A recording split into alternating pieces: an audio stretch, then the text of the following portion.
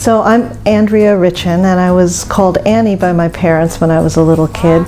Some of my earliest memories of my family, my father and mother, and my younger brother were when we lived in New Jersey. But my mother actually didn't come from the United States. She was born in Tokyo, and she grew up in Tokyo. That's where she met my father. And they moved to this country only after spending a year or so in Japan. But it was clear to me that my mother was never going to be as happy in Japan as she was in this country, because she was a very unusually free-spirited person. She would tell me stories even when she was a young person in wartime Japan, how her teachers were against the wartime tendencies of the emperor, but they would quietly, because of the oppression or the single-mindedness, not talk about it except with their students, like my mother. When she did come to this country, she adapted really well. She was a trained classical musician. In fact, I think the third generation of her family, her grandmother and her mother, and then she, all learned Japanese classical string instruments. She did bring a shamisen with her, but because she's my mother, she loved challenges and she loved change. So she got an acoustic guitar and taught herself to play music, and not just any kind of guitar music, but she really was attracted to the American folk music scene, which was really exciting, especially on the East Coast at that time. So pretty quickly it meshed with my mother's values and political beliefs, the music that she was teaching herself, as well as the kind of music, the culture that was fostered along with the classic music. So people like Pete Seeger, who are long history in the protest movement. This was probably the most important book that she learned from, because once you just learn a few chords, you can make wonderful music. And this is actually my inscription, so you know it's ours. And by its condition, House of the Rising Sun, and here's my mother's chord markings. Most of these songs are familiar to anybody who's listened to music by the Weavers, who published this book, who did more than anybody, any other group, I think, popularized this movement and gave it legitimacy. This is their book.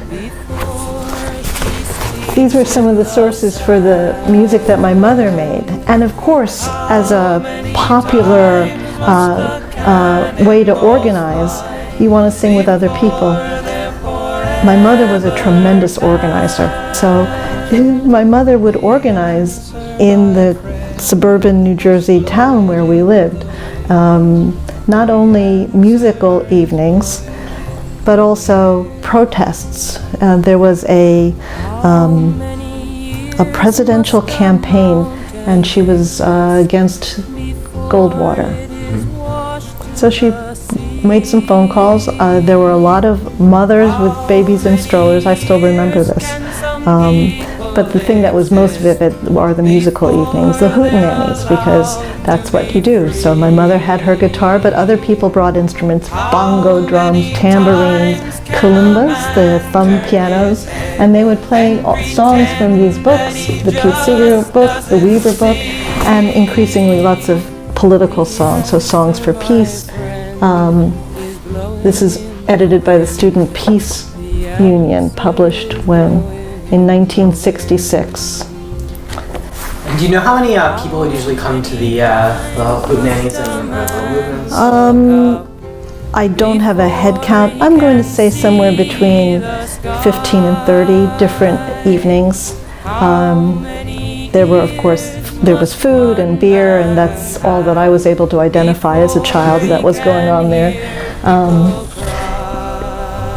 There were so many songs that my mother loved to sing that she ended up creating her own song packet. She was a good typist, did I mention that? I mean, she really was an extraordinary woman. So in alphabetical order, starting with All My Trials, Lord, going through Go Down Moses, Hard Rain's Gonna Fall, In the Hills of Shiloh, I Know Where I'm Going, through Pay Me My Money Down, Saints Go Marching In, Sakura, the Japanese folk song, Swing Low, Sweet Chariot, Tarrier's Song, all the way through to Wreck of the John B. And they represent so many different kinds of, so a lot of classic American folk songs, but my mother was really, what she really loved were the old English ballads, like Black is the Color of My True Love's Hair. But there's a pretty good representation of Bob Dylan, so Blowing in the Wind, Hard Rain's Gonna Fall, Danny Boy, of course, the ballad, Deportees, lots of Latin American solidarity songs, songs in Spanish. He's got the whole world in his hands, so songs from the African American tradition, lots of those. If you miss me at the back of the bus, you won't find me nowhere. Find me over at the front of the bus, I'll be riding up there. So lots of political songs, and from familiar performers, so Jamaica Farewell, Harry Belafonte, Pete Seeger, of course, and the Weavers. But she was a skilled typist and an organizer. She, before she became a mother, she worked in Lower Manhattan in a Japanese trading company. So her bilingual skills were useful. When my mother and father came to the U.S., because my father was in service in Tokyo, after they lived in Tokyo for about 1 year, they decided to come to the U.S. So they landed in San Francisco and took a train across the country.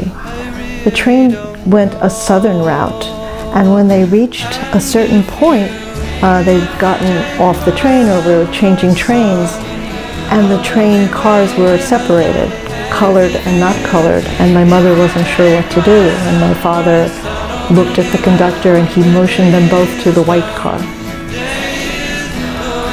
So for her first introduction from her earliest days in the U.S., she got some personal experience of what it means to be here. They moved to White Plains and were staying with my father's parents and worked in Lower Manhattan. My father was working in New Jersey. Then they moved into the city to Brooklyn. I was born when we were living in Brooklyn. We lived in New Jersey for some time. My father, as an academic, was on the faculty of Rutgers. My father was deeply concerned about the American involvement and the escalating involvement and the, of course, the revelation of the lies that had been perpetuated. My father, an academic who taught in universities, wore nothing but a black tie. He vowed until the end of the war he would wear nothing but a black tie. There were student protests and strikes which he supported and participated in, both deeply involved in the anti-war sentiment and organizing, as my mother was organized, my father was working.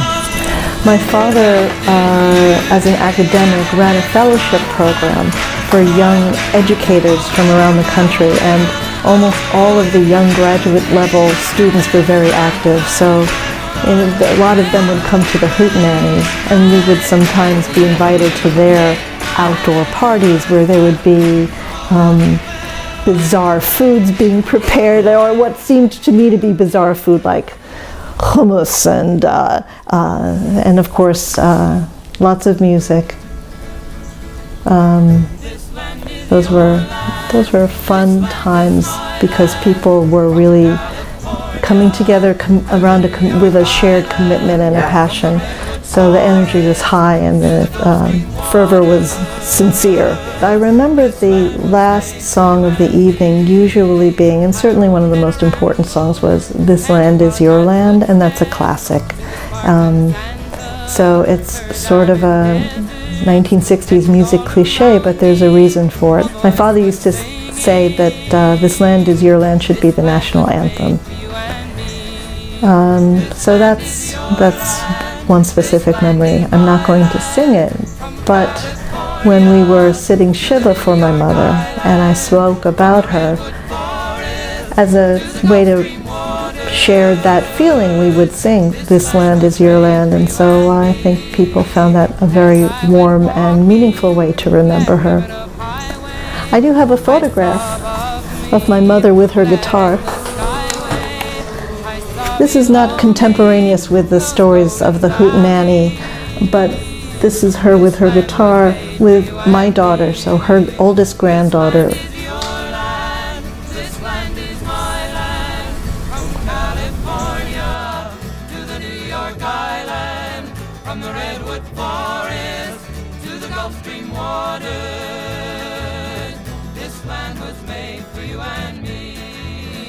as the sun was shining and I was strolling, and the wheat fields waving and the dust clouds rolling, as the fog was lifting, a voice was saying, this land was made for you and me. This land is your land, this land is my land, from California to the New York Island, from the Redwood Forest